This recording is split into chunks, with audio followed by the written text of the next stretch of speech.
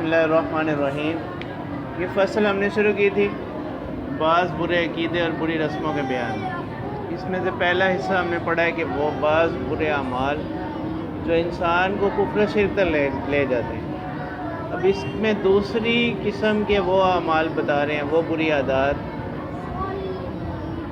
کہ جو انسان کو گمراہی تک لے جاتے ہیں۔ یہ رہتا تو دائرہ اسلام کے اندر ہی ہے، لیکن وہ گمراہی تک لے جاتی، وہی گمراہی اس کو کفر تک لے جاتی۔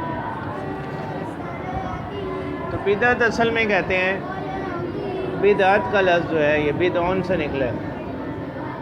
بدعون کہتے ہیں کوئی بھی انوکھی بات، نئی بات، یعنی جس کو پہلے سے کوئی وجود نہ ہو۔ جیسے قرآن مجید میں بھی اللہ تعالیٰ فرماتے ہیں قُلْ مَا كُنْتُ بِدْعًا مِنَ الرُّسُلِ، کہ یہ جو لوگ آپ کی مخالفت کر رہے ہیں مشرکین، تو آپ ان سے کہیے کہ میں کوئی نیا رسول بنا کر نہیں بھیجا گیا۔ تو بدعن کے معنی یعنی جس چیز کو پہلے سے کوئی وجود نہ ہو، کوئی نئی چیز آ جائے، اس کو کیا کہتے ہیں؟ بدعون، اسی سے لفظ بدعت نکلا۔ تو اسی معنی میں لفظ قرآن مجید میں بھی استعمال ہوا ہے کہ قُلْ مَا كُنْتُ بِدْعًا مِنَ الرُّسُلِ، کہ اے پیغمبر آپ کہیں کہ میں رسولوں میں کوئی انوکھا رسول نہیں، کوئی پہلی مرتبہ میں رسول بنا کر نہیں بھیجا گیا کہ جس پر آپ لوگوں کو کیا ہو رہا ہے، اعتراض ہو رہا ہے۔ رسول پہلے بھی آتے رہے ہیں۔ تو اسی سے پھر لفظ جو ہے نا وہ بدعت نکلا، اور شریعت کی اصطلاح میں بدعت کہتے ہیں کہ ہر وہ کام کہ جس کا شریعت میں نص کے اندر حکم نہ ہو، ہر وہ کام جس کا قرآن و سنت کے اندر حکم نہ ہو، اس کو قرآن و سنت کا حکم قرار دے دینا۔ اس کو کیا قرار دے دینا؟ قرآن و سنت کا حکم قرار دے دینا، اور اس کے کرنے کو ضروری سمجھنا، نہ کرنے والے پر کیا کرنا؟ تنقید کرنا، اعتراض کرنا۔ اسی طرح اس کی ایک صورت یہ بھی ہے کہ قرآن و سنت کا جو حکم جس درجے میں ہے، اس کو اس درجے سے کیا کر دینا؟ بڑھا دینا۔ کسی مستحب حکم کو فرض بنا دینا، یہ بھی بدعت کی صورتوں میں۔ اور بدعت کے نقصانات کیا ہوتے ہیں؟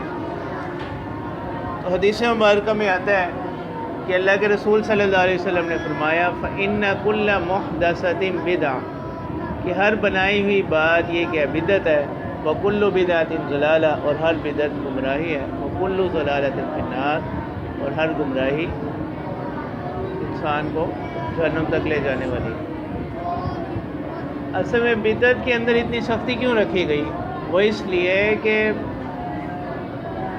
دین کے اندر کسی نئی بات کا آ جانا، کسی نئی بات کا اضافہ کر دینا دین بنا کر،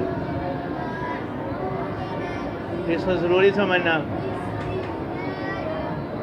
تو یہ شریعت کے اوپر اعتراض بنتا ہے، اور یہ خود رسالت مآب صلی اللہ علیہ وسلم کی ذات پر کیا بنتا ہے؟ اعتراض بنتا ہے کہ گویا کہ آپ صلی اللہ علیہ وسلم نے تو معاذ اللہ کیا نہیں کیا، دین پورا نہیں پہنچایا، اب اس شخص کو سمجھ آ گیا، ٹھیک ہے؟ ورنہ تو شریعت کے جو ہے اصول و ضوابط جو قرآن و سنت سے مستنبط ہوتے ہیں، اللہ تعالیٰ نے ان کے اندر اتنی وسعت رکھی ہے کہ قیامت تک کے لیے یہ کیا ہے؟ رہنمائی کرنے والے ہیں۔ اب بدعت کا مطلب سیدھا سیدھا یہ بنتا ہے کہ معاذ اللہ کیا ہوا کہ اللہ تعالیٰ کے رسول صلی اللہ علیہ وسلم نے دین کیا نہیں کیا، پورا نہیں پہنچایا، کوئی دین میں کمی رہ گئی۔ حالانکہ اللہ تعالیٰ تو کیا فرمانے اکملت لکم دینکم، اور خود آپ صلی اللہ علیہ وسلم نے خطبہ حجۃ الوداع کے موقع پر کیا فرمایا؟ الا هل بلغت، الا هل بلغت، 3 مرتبہ آپ صلی اللہ علیہ وسلم نے یہ بات دہرائی کہ کیا میں نے اللہ کا پیغام پورا پہنچا دیا؟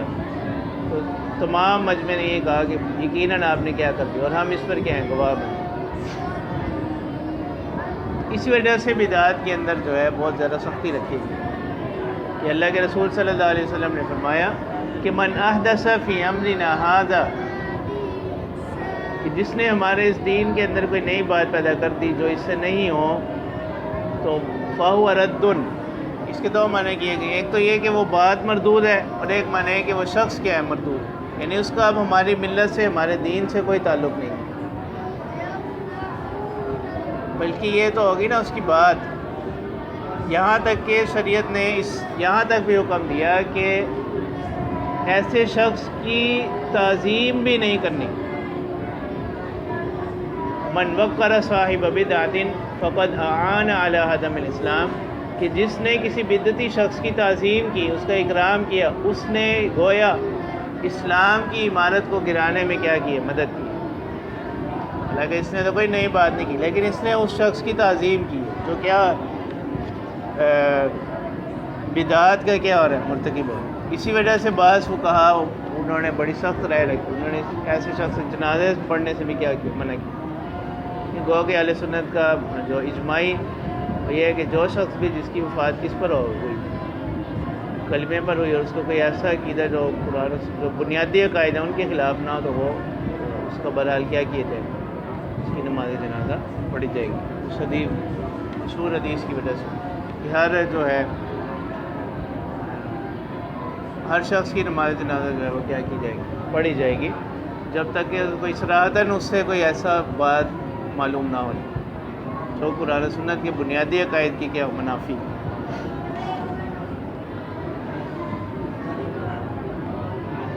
اب انہوں نے یہاں بدعات کی چند مثالیں دی ہیں. ٹھیک ہے، اب پھر ایک اور اہم بات وہ سمجھنے کی ہے کہ کوئی بھی کام وہ بدعت کے دائرے میں کب داخل ہو جاتا ہے. ٹھیک ہے، ہر نیا کام بدعت نہیں ہے. بدعت صرف وہ کام بنے گا کہ جس کو دین کا حصہ سمجھنا شروع کر دیا جائے اور اس کے کرنے کو ضروری سمجھا جائے، جبکہ رسالت مآب صلی اللہ علیہ وسلم نے اس کو ضروری نہ بتلایا.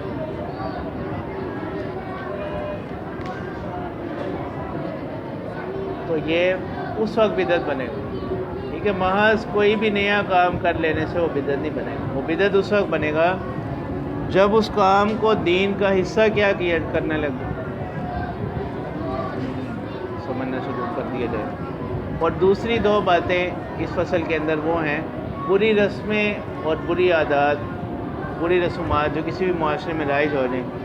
ٹھیک ہے، جیسے قبروں پر میلہ کرنا، وہاں پر چراغا کرنا. ٹھیک ہے، عورتوں کا بلا وجہ جو ہے مزاروں پر جانا، قبروں پر جانا، پھر وہاں مرد و زن کا اختلاط. ٹھیک ہے، قبروں پر چادریں ڈالنا.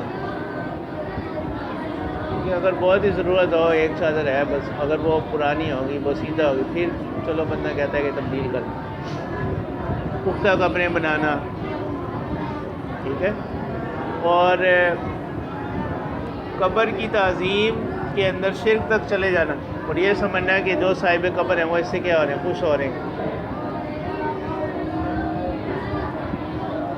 اپنے جسم پر قبروں کی مٹی کو ملنا، قبروں کی طرف منہ کر کے نماز پڑھنے لگ جانا. تو یہ ساری وہ باتیں ہیں جو کہ بری رسومات کے اندر آتی ہیں. اسی طرح جو ہے جو خاص شریعت کے ایام ہیں تو کسی خاص دن کو منحوس سمجھنا، اس میں نحوست سمجھنا، یہ بھی کیا ہے، بری رسومات میں سے ہے، بری عادات میں سے ہیں. ٹھیک ہے، پھر جن چیزوں کی شریعت نے اجازت دی ہے، جو شریعت کے احکامات ہیں، ان کو معیوب سمجھنا کسی حکم کو، یہ بھی بری رسومات میں سے، بری عادات میں سے ہیں. خاندانی رسمیں جو ہوتی ہیں، نکاح وغیرہ، ان کے اندر جو ہے حد سے زیادہ کیا کرنا، اسراف کرنا. یہاں تک کہ بعض لوگ پھر اس میں کیا کرتے ہیں، قرض تک بھی چلے جاتے ہیں، جو لوگوں سے قرض لے کر کیا کرتے ہیں، اس طرح کی رسومات کا انعقاد کرتے ہیں. ٹھیک ہے، گھروں کے اندر جو ہے نامحرموں کے ساتھ اختلاط، یہ بھی. کسی مسلمان کے اوپر عیب لگانا، کسی کو طعنہ دینا، یہ بھی بری عادات کے اندر، بری رسومات میں یہ چیزیں کیا ہیں، داخل ہے. مردوں کا عورتوں کی مشابہت اختیار کرنا، عورتوں کا مردوں کی مشابہت اختیار کرنا،